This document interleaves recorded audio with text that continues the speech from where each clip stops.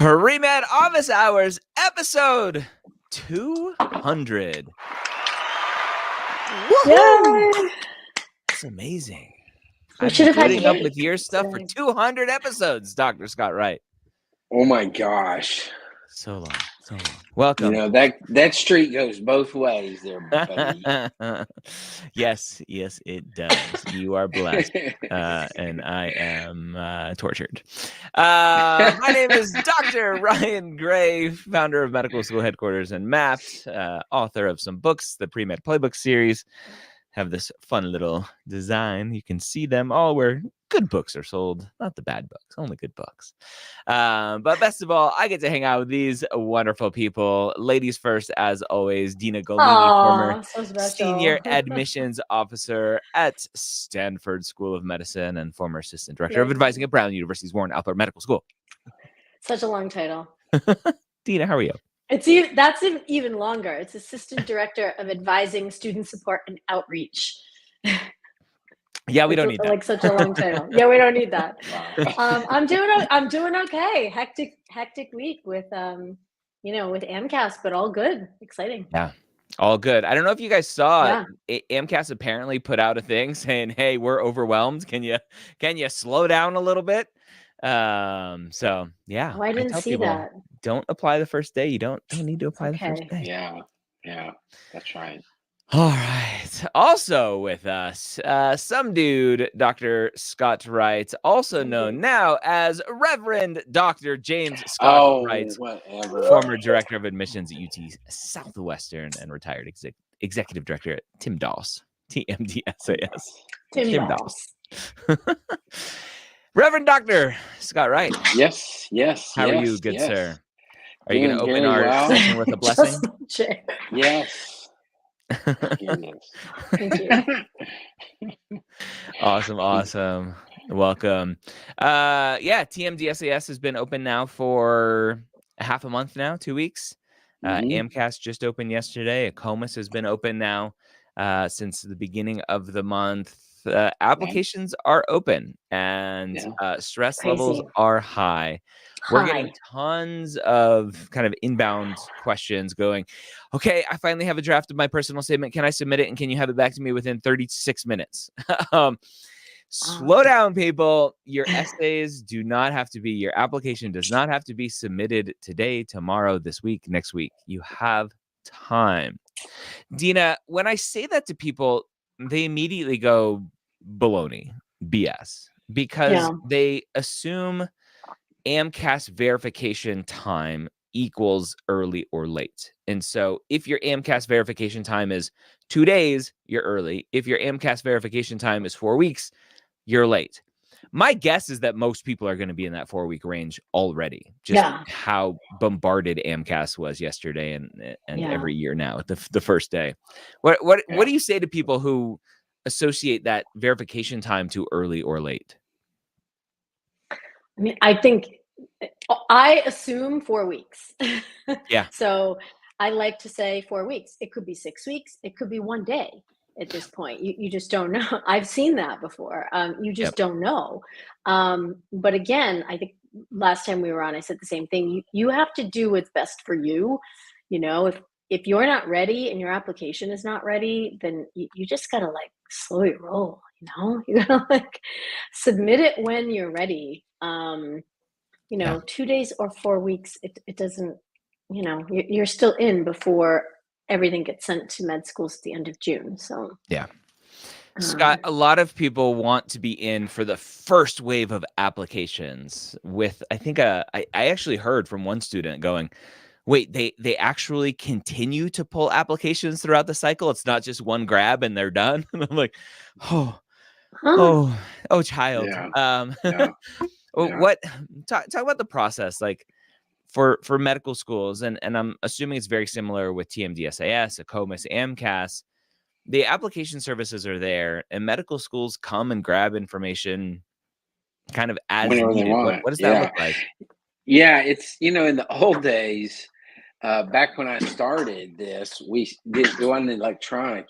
Every week we would get a big box. You chip away your stone tablets. Yeah, showing your age. we would get, I know, I'm telling you, but we would get all Fred these, Flintstone days. printouts of applications and everything. It was insane. But it was every Yeah. week we would get a box every week throughout the semester, throughout the cycle. But what happens now is, basically TMDSAS or whatever uploads all the documentation into a server, and the schools can then go and pick that up at whatever time intervals they want to. Most of them do it daily. And so whatever gets finished on a day goes up, schools go and get it. And so it's almost a daily process of, now some schools have it set up for it's just once a week or whatever like that. But yes, throughout the process, the med schools are getting this information. It's not a one and done or anything like that. And it's very frequent. So it's not, delaying a week, delaying 2 weeks, even 3 or 4 weeks to submit your application, regardless of what system you're using, is totally fine. And it's not going to this early in the process, it's not going to make any difference at all. Not any difference at all. So. No difference at all. So we'll go back to our standard apply in June. You'll be perfectly fine. And then we inevitably get what about July 1st? I'm like, it's just a day later. What about July 14th? That's 2 weeks later. Just the risk keeps going up as you move down. Everyone wants an absolute date. Like, don't apply if it's after this date. I'm not going to tell you that. Like, just pros and cons, my friends. Pros and cons. All right, so let's get to some fun questions. We're here for the next 52 minutes or so to answer your wonderful questions. Let's see. Andrew asks, I'm a 23-year-old. I run my own dealership. I've been told not to include this on my app because of the stigma of selling used cars. And it's being hard to believe someone young can own a business. I call BS. Dina, do you call BS? Nope. Scott, do you call BS? Yeah. Yep. Yeah, I don't know. It's like, don't talk about religion or don't talk about selling used cars. So you can't talk about those on an application. Just be yourself. Where did that come from? Andrew, I would love to know who told you that. Yeah. Same. I could see so many Reddit, kind of Mr. Reddit from that. Having a business and selling used cars, the kind of organization and leadership and communication skills. And absolutely. All that good stuff. Yeah. Oh, Bella asks, at UNE this summer alongside these courses. There's a previous part. I'm like, wait a minute. I'm retaking Physics 1 in summer A and Gen Chem in summer B. I would like to attend an SMP at Tufts to show academic rigor, but they require organic chemistry. Should I take organic chemistry online? At UNE this summer, these courses, alongside these courses, so that I can have all the prereqs for the SMP starting this fall. If I can't take it, how do you recommend that I spend the rest of the year to improve? Dina, right off the bat, I'm a little turned off because SMPs that require stuff, I'm like, a very big part of these SMPs is to give students the ability to prove themselves academically. And the SMP is like, you have to prove yourself before you can prove yourself. But having worked for one, I'm going to play talk about it. Yeah. So a lot of the SMP, there are SMP programs that are embedded in medical schools, meaning that the curriculum mirrors the M1 curriculum. So you do need the same prerequisites. And quite often for those SMPs, you also need an MCAT score to apply. So I do understand them wanting the completion of the prerequisites. I can't throw you into like micro ID and brain science without you taking, organic chemistry. So I do understand that. But, to take it online, that's your choice. I think the summer curriculum is a little rushed. And I also think, are you going to be bombarded? You're also taking physics. It sounds like you're going to have a lot on your plate. Could you explore potential other programs other than the Tufts one?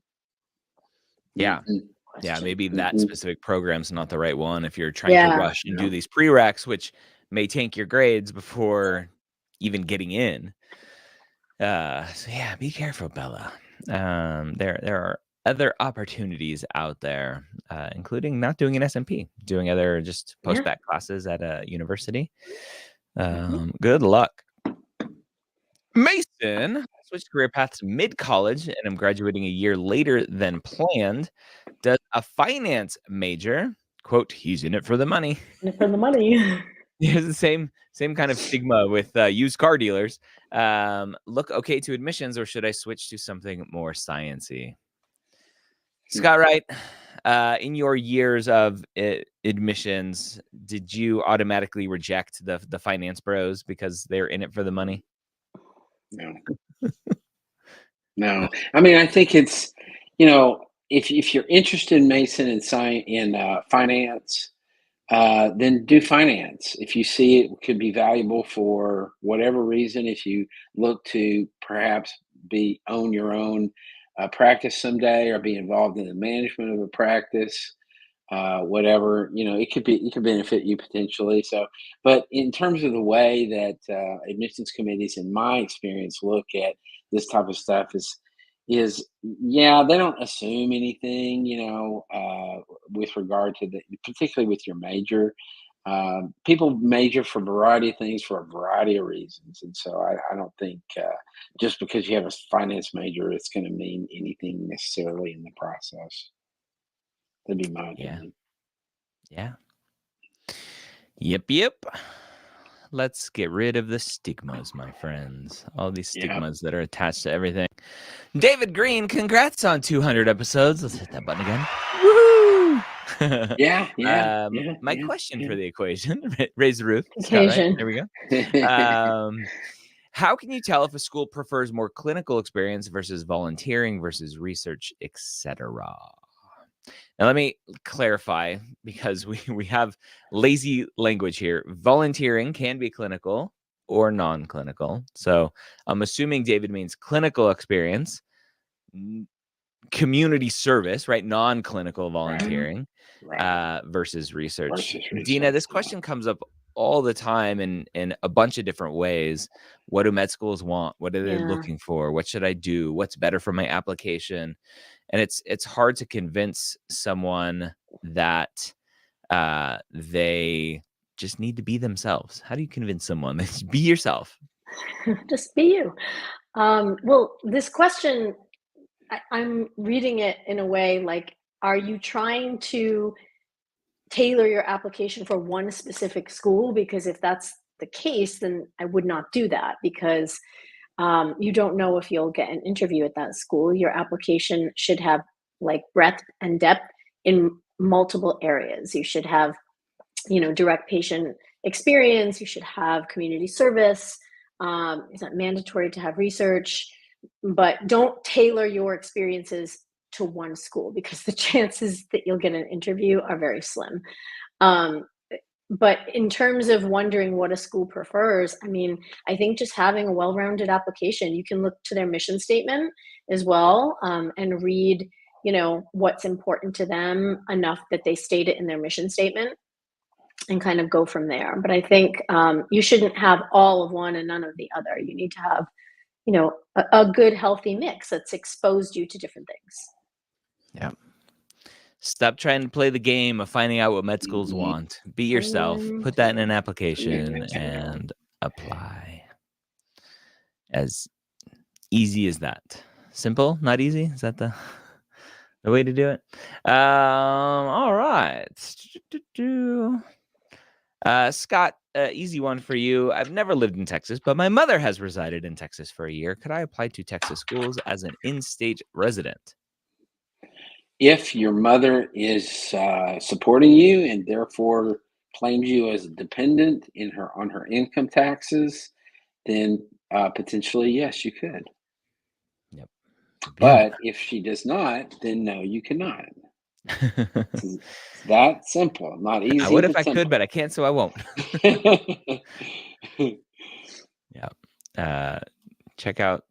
A lot of the residency things are dictated by state law, so just go check that out for every state, not just Texas.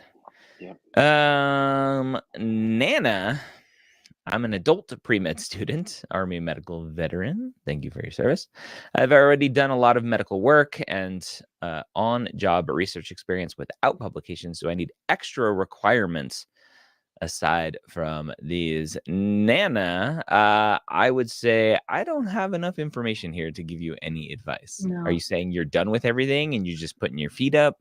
I'm not really sure what's going on. So not enough info to guide you. And kind of going back to Dina, what you were saying is med schools want these well-rounded individuals who have lots of experiences around, and not lots in terms of like you have to have 3,000 hours of everything, but experiences that make them well-rounded, give them experiences, exposing them to people and diversity and life. So. Yep. Good Yes. luck, Nana. If you have other context you want to add, go ahead and throw it back to us.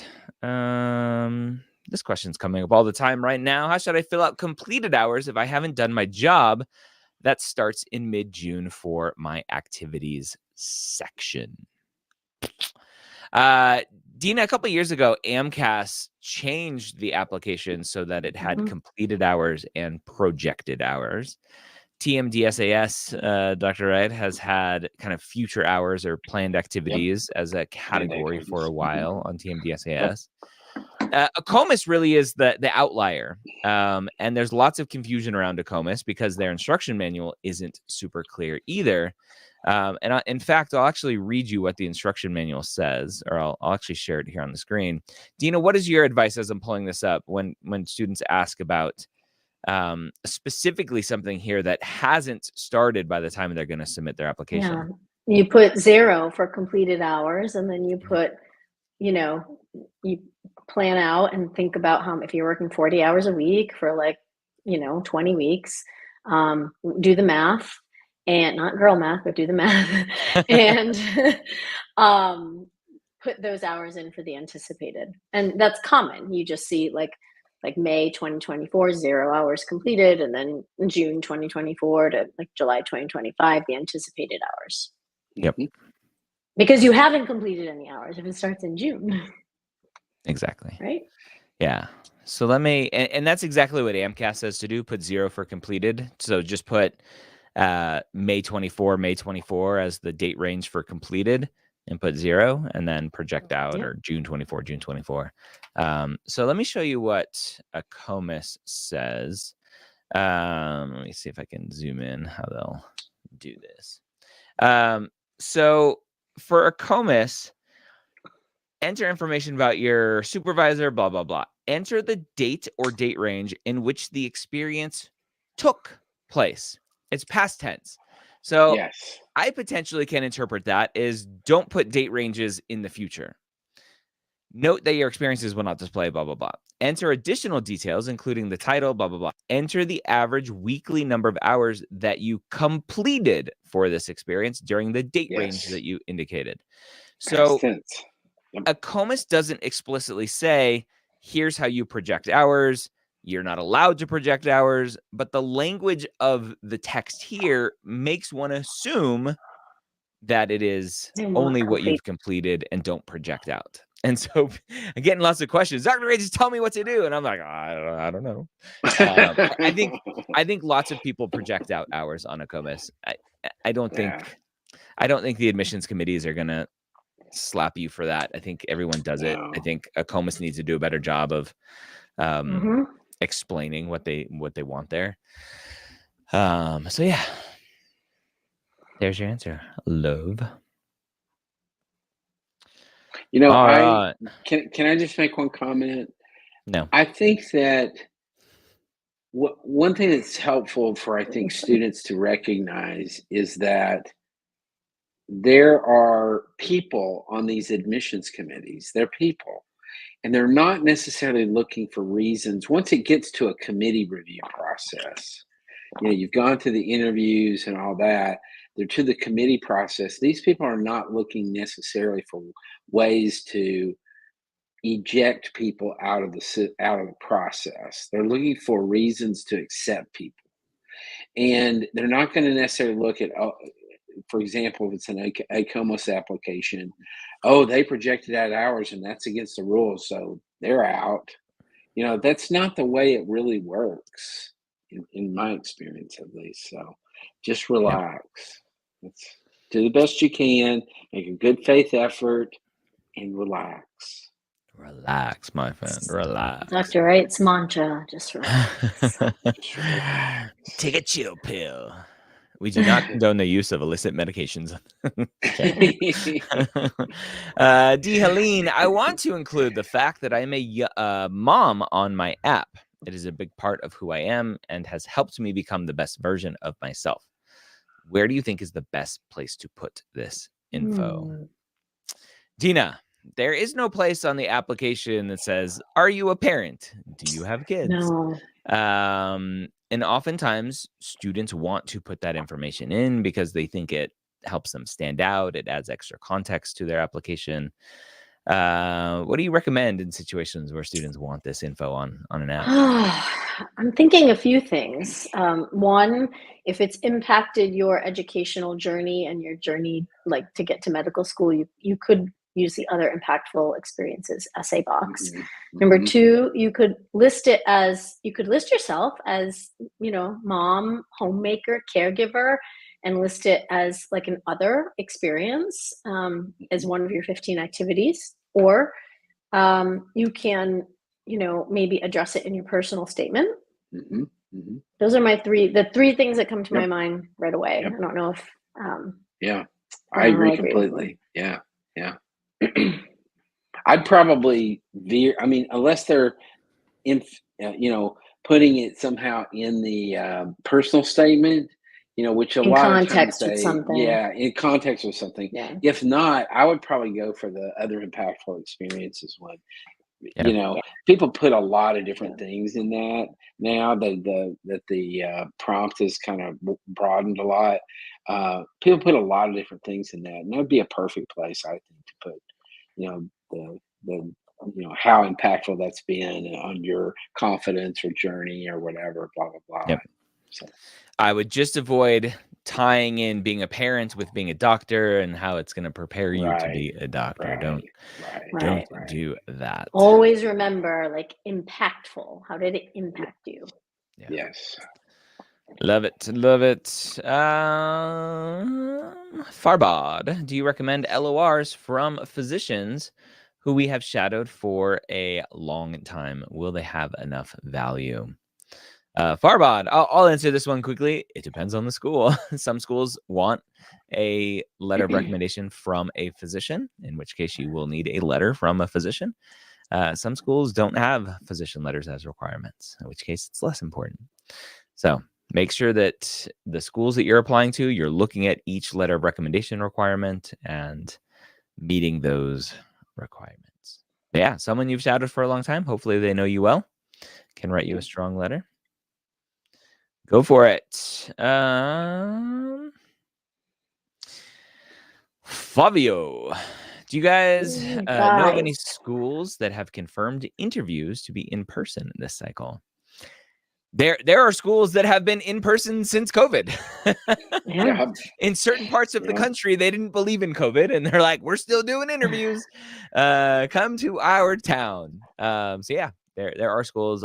We don't have a list anywhere that's in person versus virtual. But yeah, be prepared for in-person interviews as always. Anna asks, I'm an RBT certified technician and paid for the job. Can I put this as clinical hours? If yes, do I still need unpaid clinical volunteering hours? Thank you for using correct language. Or can I go for non-clinical? Now only. So RBT, registered behavioral technician. Certified technician. So an RBT. Scott, get paid RBT? for the job? Yeah, paid for the job. So a paid position as a RBT. I think that this is it's sort of a question about what are admissions committees looking for. and there's we talked about it a few minutes ago, often confusion about this topic. And so you have clinical hours as an RBT technician, and that's good. That's a very valuable experience to have, and you can definitely put that as clinical hours if you choose to do that. What I would say is, number one is, if that's your only clinical experience, then I would say maybe broaden that to some other type, whether it's volunteering or paid or whatever, doesn't really matter. But I think that, get some experience that's not behavioral, I think would be a good idea to just kind of broaden your view of what medicine is all about and stuff. Uh, Schools don't necessarily, in my view, have an opinion about whether the clinical hours you have are paid or unpaid. I think maybe there's some isolated schools that definitely want to see unpaid stuff, and I think we've talked about Central Florida before in that regard. But otherwise, I think they do want to see volunteerism, however, and that can be clinical or non-clinical volunteerism. I think they want to see community involvement and being in and about things that you care about. So isn't it, Ryan, wasn't it Central Florida that had something to say about how Yep. they wanted to see clinical hours or something? Yeah. So my language now is most schools kind of consider paid or volunteer clinical experiences equivalent. UCF, when I spoke to their director of admissions, Laurel Poole, she talks about how part of their review process is they do like to see separate clinical volunteer experience or volunteer clinical experience. So yeah. So as always, it's going to depend on the school. Right. But yes, Right. put it as clinical. RBT definitely put it as clinical. And if you get some volunteer clinical experience, great. If not, you're probably fine. Yep. Good luck. All right. Let's get rid of that one. I love the DO stigma questions. I have another stigma for you. GI doctor said DOs have a hard time obtaining competitive residencies. Yes, the actual schools often flaunt 90%, 97% placement. So I'm not sure who to trust. So Mason, let me clarify two things. You are comparing apples to oranges here.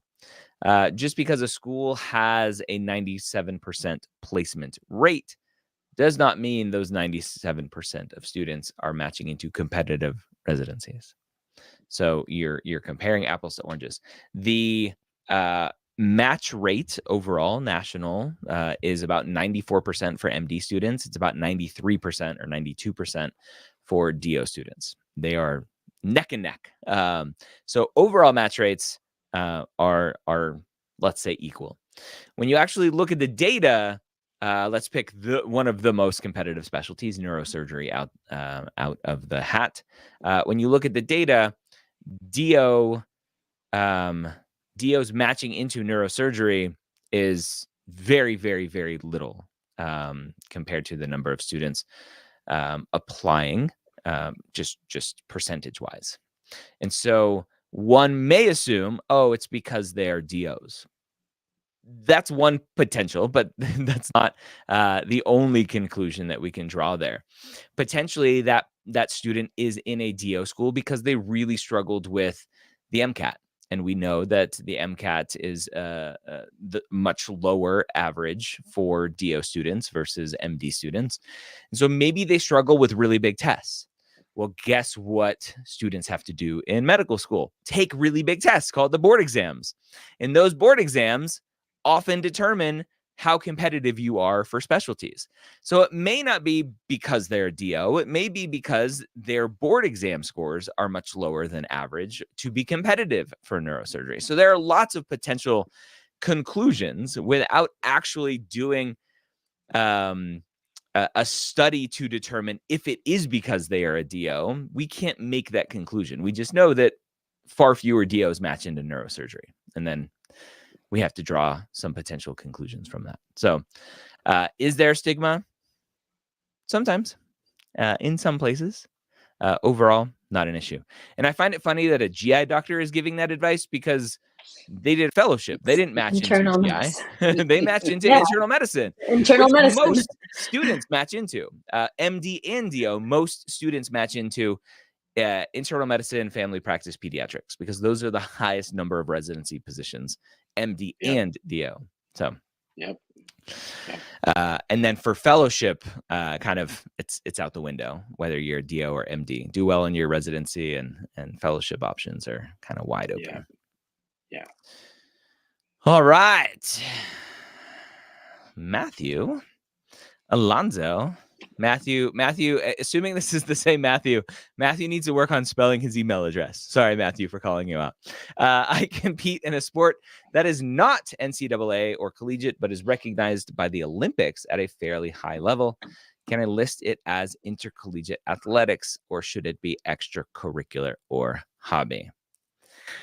Dina, to me, intercollegiate athletics is a pretty specific definition. Mm-hmm. Yeah. So this To sounds like me, maybe not. intercollegiate means colleges compete against one another, or it's part of NCAA, whether it's D1, D2, D3. So to me, if this is not recognized by NCAA as an intercollegiate sport, then it should be maybe extracurricular or hobby or other. Yep. Mm-hmm. Yep. I wouldn't say hobby. I wouldn't put it as a hobby. No, I would put it either as other or extracurricular. Same. Mm-hmm. Yeah, that's awesome. I think it's interesting, Matthew, that you didn't even mention in your question what the sport is. I know. Can you tell us? Rhythmic gymnastics. Could be. Badminton. I love rhythmic gymnastics. Do you? It's so cool. Learn something new about you every day. Oh, yeah. Oh man, Olympic weightlifting. There you go. Yeah. Oh wow. Oh, interesting. Wow. So not bad, that's for sure. No. I'd pick things up and put them down. You guys remember that commercial? It was a Planet Fitness commercial. I pick things up, I put them down. So good. Marius Master. Hello, Dr. Gray. Thank you for amazing books and resources. For the personal statement, do you recommend the hook focus on my seed experience, or could it be another memorable experience?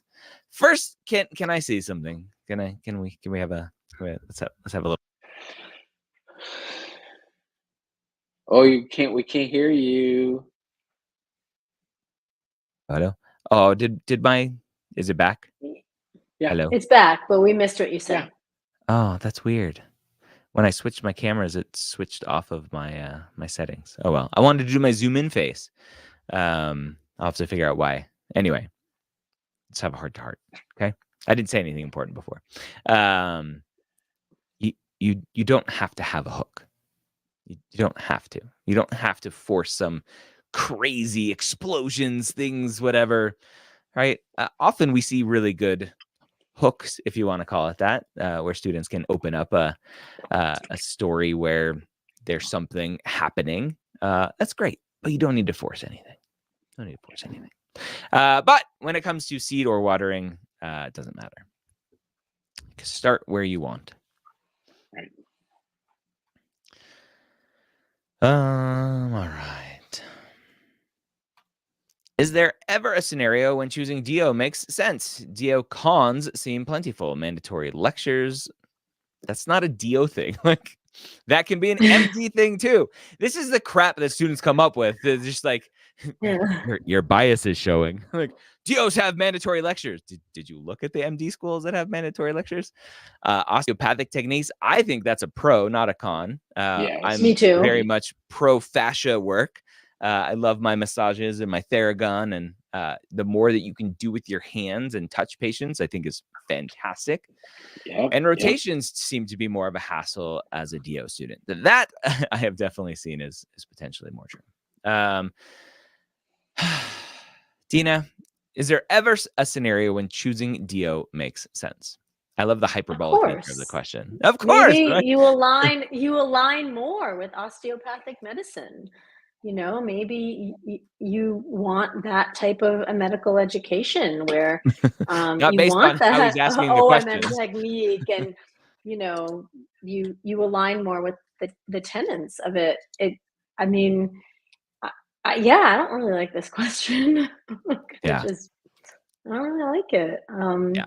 It seems to me that Adam doesn't really understand what osteopathic medicine is, maybe, and just thinks like MDDO, like one is bad over the other. Like, I think that the students that have like a lot of success getting admitted to DO schools understand what it's about, and they really align with it, right? Yep.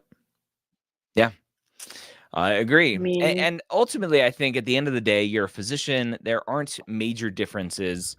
I've worked besides DOs, MDs. It's not like I can go, oh, like this patient needs a DO. Go see them, DO doctor. run, go. Run! Don't break your hands because you need your manipulation techniques. It's ultimately at the end of the day, it's the fit for the school, not your degree. Yeah. Absolutely, 100%. I work with students that are only applying to DO. Some Yeah. students don't even want to do MD, so it just all depends. Just depends. Yep. It Clay depends. asks, does volunteering at a long-term care facility, aka nursing home, count as medical clinical volunteer hours? Clay, it depends. What are you doing? Are you scrubbing toilets? Are you sitting at the info desk? Are you serving Passing out food? Jello. Yeah, what are you passing out Jello? Are you cleaning dentures, Clay? That depends. There are lots of options there. B69. B69. Bingo! I love that. Such good scenes Bingo's from Better fun. Call Saul when he's Yeah. doing the bingo stuff. It's a lot of bingo going on here in Florida. a lot of bingo. Octacomen got into MD NDO but gave more money. Easiest But choice ever. you gave me more. Yeah. Oh, but DO gave more DO. money. Easiest choice. That's very cool. Yeah, DO. financially. Woohoo! Yep. I Cool, have cool, 2 cool. bachelor degrees. Is everything after the first one considered post-bac? Yeah. Yep. It is, technically. Yep. Meredith, do you have any insight into how it works when you've submitted your app with an MCAT, but you're retaking over the summer? Does it delay your app from being complete? Favorite question. It does. Yes, it Yes. does. Most likely, right? Again, we can't speak for every school out there, but the most likely scenario is the school sees that flag on your Incomplete. application that you have a pending score, and they're going to give you the benefit of the doubt and not judge you on your first score and wait for that next score. And I think that is a function of the fact that most of the time when people retake the exam, they have a really not a great first score. And so, for example, if somebody had a 515 and they retook the exam, there could be schools that would say, we're going to interview them based on the 515. That's a great Yep. score. So we're gonna go ahead and throw them through the cycle. However, if it was a 495, Yep. then it's a function of that 495 also, depending on. Does that make sense? Yeah, without a doubt. And it kind of goes again to the software platforms Right. that the schools are using. They can filter and sort and do anything. So they can say any school that has a pending MCAT score flag, just put it in a pile on the side, or any student, any application that has a flag but has an MCAT score greater than 510, we want to see them anyway. We'll take a look at their application before waiting. So they can do anything they want. Yep. Sarah, I love these how can I do it all questions. How can I do research with a 9-to-5 job I have no experience and want to volunteer in clinical research, but don't know if I can do it outside of regular hours. So yeah, makes it hard. My Don't question, do it. Sarah, is: do you have clinical experience, or are you looking for clinical research experience because you want clinical and research? Mm-hmm. So Mm-hmm. be careful. Mm-hmm. Yeah, makes it hard, Yep. unfortunately. All right.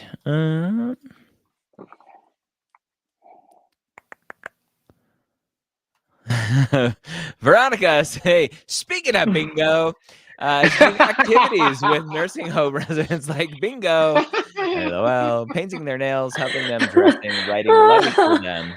Is that clinical? It's a challenging one because lots of experiences in a nursing home are more of these kind of game type activities. I don't know. What do you think, Dina? I mean, Where do you draw the line?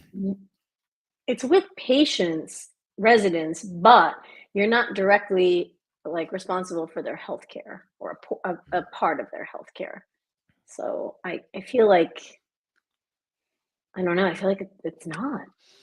Yeah. The only It could thing go either way. It just potentially, depends. yeah, the only thing potentially that I could go is like getting them dressed. Maybe you're kind of, Getting them dressed. yeah, Yeah. Well, I but think writing letters.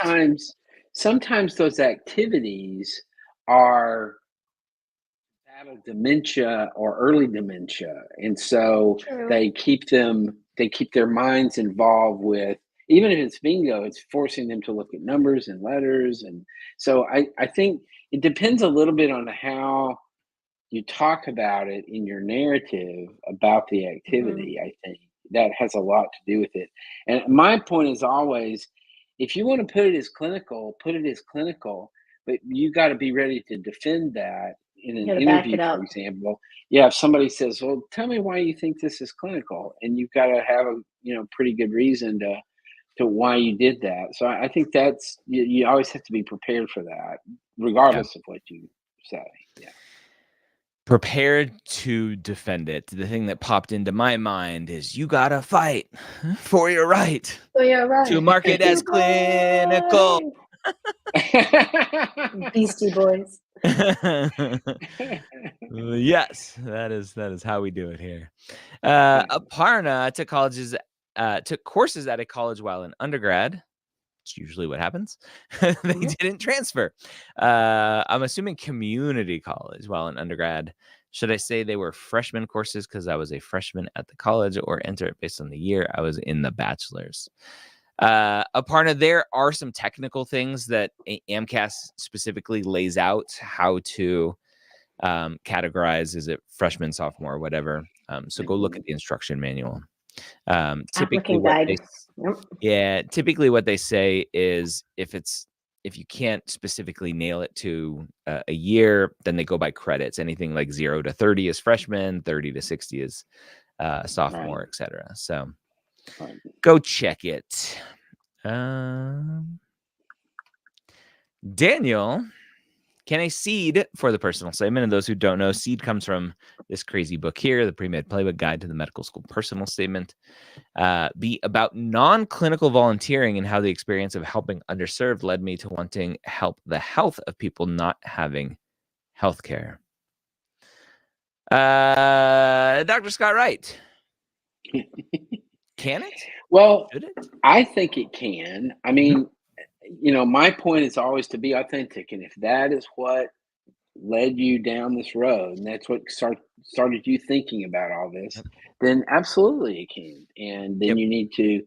then you'll have watering events that talk about, watering that initial seed and kind of how that grew. It's a very organic process. And so I would say, yeah, absolutely it could.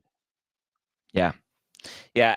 I think as long as there's some logic behind the connections you're making. Hmm. Hmm. I Yeah. was reading a personal statement this morning where the student was in another country, developing country, and basically was like, I saw poverty and I want to help these people through medicine. And I'm like, wait a minute, how did you just throw through medicine on there?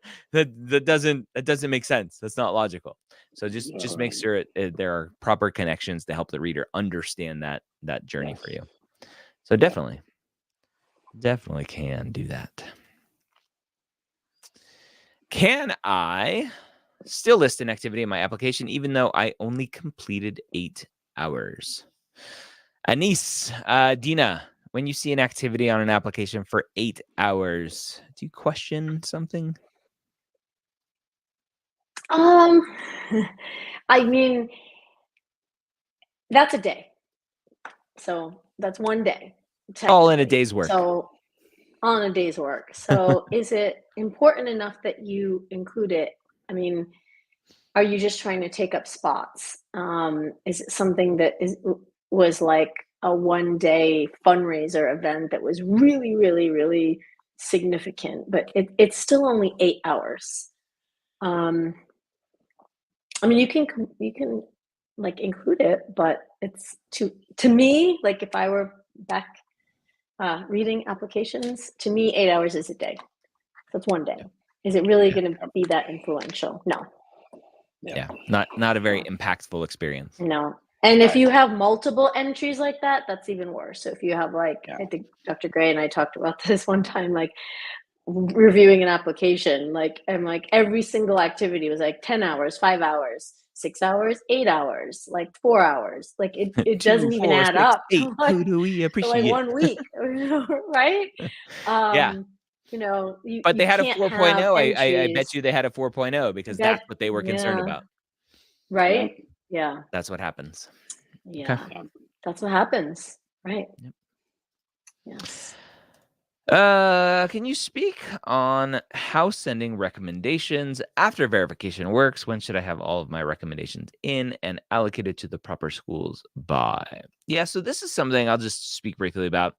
Your letters of recommendations have nothing to do with the verification process, specifically for AMCAS, or any of them. So you can submit your application, still have your letters come in, still assign them, change them, etc. Add letters after the verification doesn't affect it at all. A lot of pre-health committees will send their letters kind of mid-August. Students freak out when they hear that, when they're getting a committee letter and they're like, yeah, we'll submit it mid-August. They're like, wait a minute, that's so late. Ideally, you get your letters in before then. So good time frame to shoot for. All right. Sarah, is it considered late to apply to OCOMAS now? No. June, everyone. Apply in June. You'll be fine.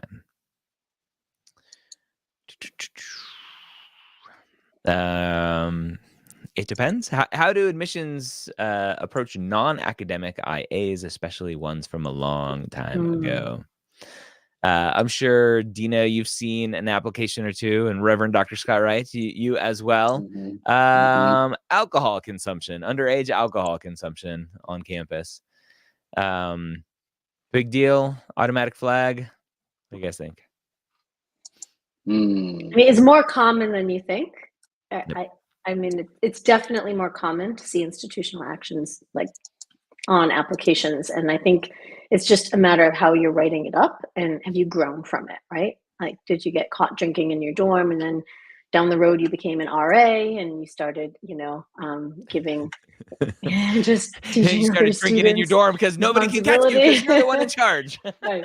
I mean, you're in college. Like, I read a lot about like, oh, I violated like a COVID restriction and had 6 people in my room instead of 5 and didn't have I mean, like, is that going to really make or break you becoming a doctor? No.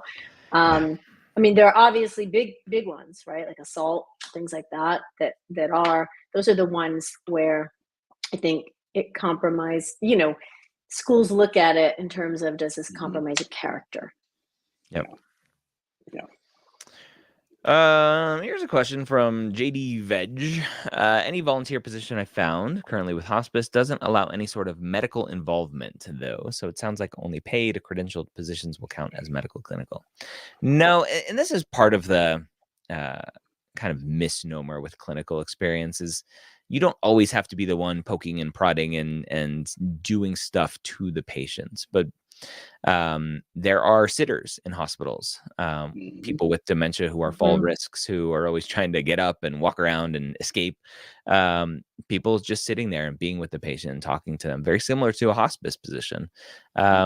Most will consider that clinical experience because that is the clinical thing that they need at that moment. And it doesn't mean you're drawing their blood or taking their vitals or doing an EKG, etc.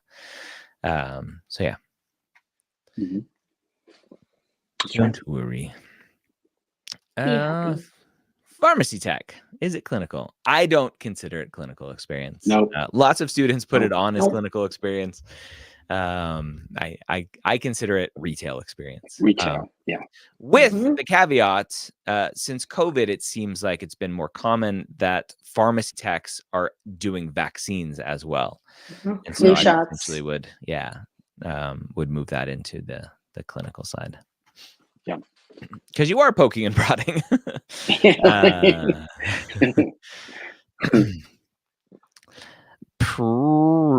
Primspork. I've been an EMT for almost 4 years. I think the spork is an underrated utensil in our world. Just saying. Anyway, I've been an EMT shiny for almost object, 4 shiny years. object. And started straight out of high school and during college. It's my main form of income for support. Will med schools take this into account for my low research or volunteer hours? Maybe. Depends. Depends on the school and how they judge everything. Hi.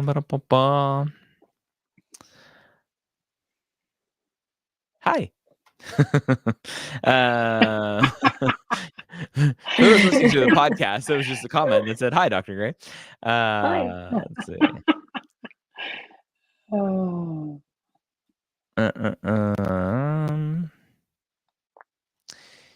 If you have multiple shadowing experiences that take up the entire 700 character limit to list, should I list them all or focus on an experience and tell a story? Here's where my button comes into play. There are no rules. There are no rules with this. Dina, Scott, do you guys have a preference? I typically recommend bullet pointing. Same. Do you like to see stories here for shadowing? Yeah. No. They're not that impactful. Passive. Yeah. Unless it was some wild, crazy story, then no. Yeah. Unless it was like 300 hours in neurosurgery shadowing, then write it up. I was joking yesterday with the Application Academy group session yesterday. I was like, "What does a description for shadowing look like? Like a creeper. I was standing in the corner, watching every movement." Peering from behind the curtain. And if you do it in like. If you do it in list form, just organize it in a way, either alphabetical by specialty, alphabetical by doctor's names, or like most recent to least recent, most hours to least hours. Yeah. But it's shadowing is watching.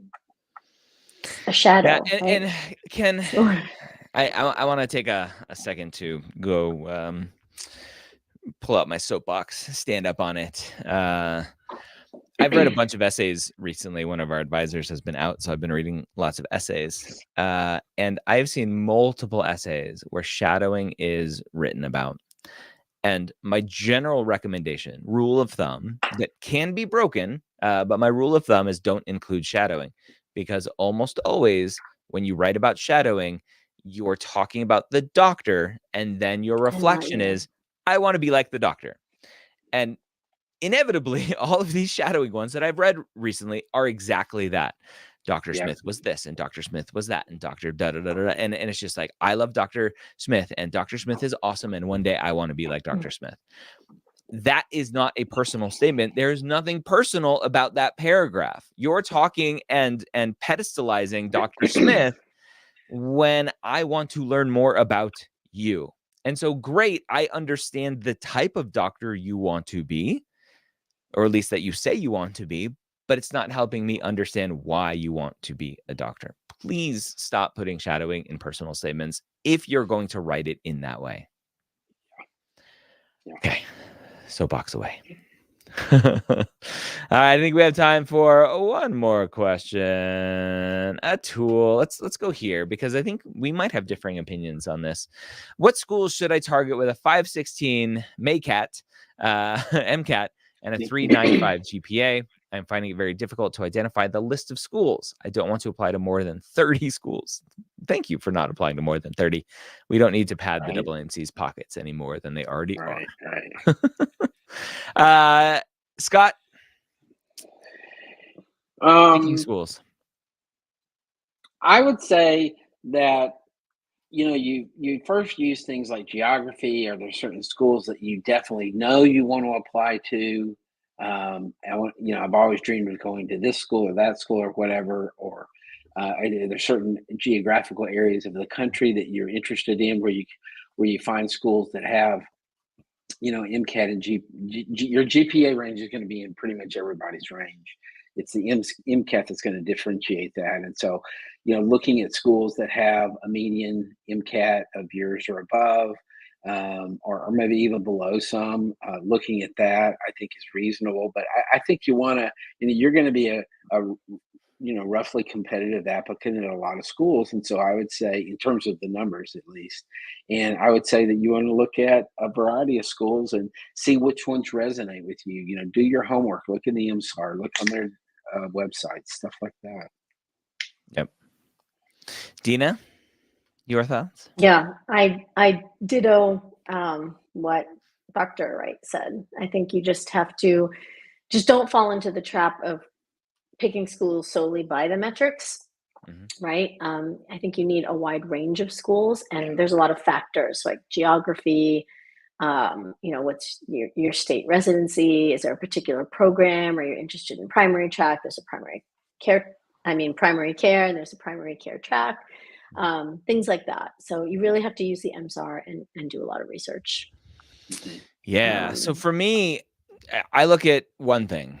Are your grades going to, it's your stats, right? MCAT and GPA. Are they going to close doors, or are they going to keep them open?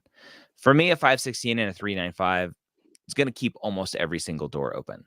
So in terms of finding schools, the sky's the limit for you, right? So it goes back to everything, Scott, you were talking about, and Dina, you just mentioned, right? Finding that fit in terms of location, class size, curriculum, different tracks and programs, different kind of alignments with maybe other countries or with rural programs.